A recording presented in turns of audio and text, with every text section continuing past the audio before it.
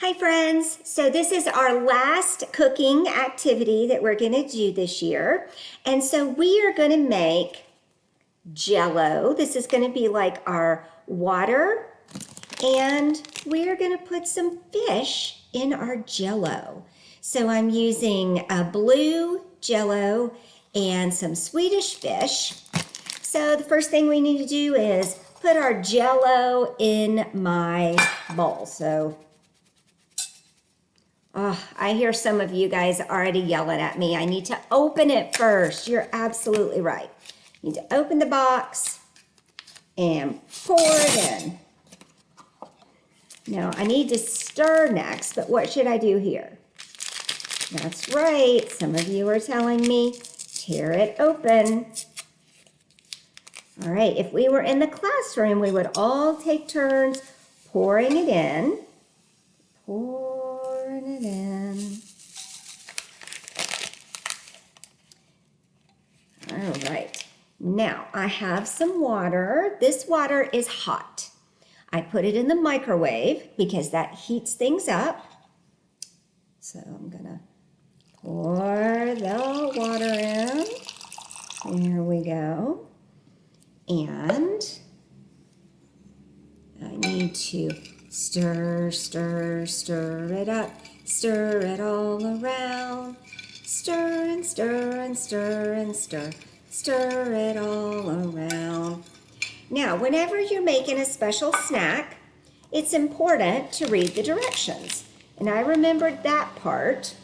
So, let's see. My directions are they right here? Nope, they must be on this side. So, I stirred in the boiling water. And now this water right here is very cold. So I'm gonna pour in my cold water and I'm gonna stir it up. And because I'm making it a little quicker, I've got some ice, which we know is water that has been frozen. So I'm putting in some ice. Okay, and I'm gonna stir that up.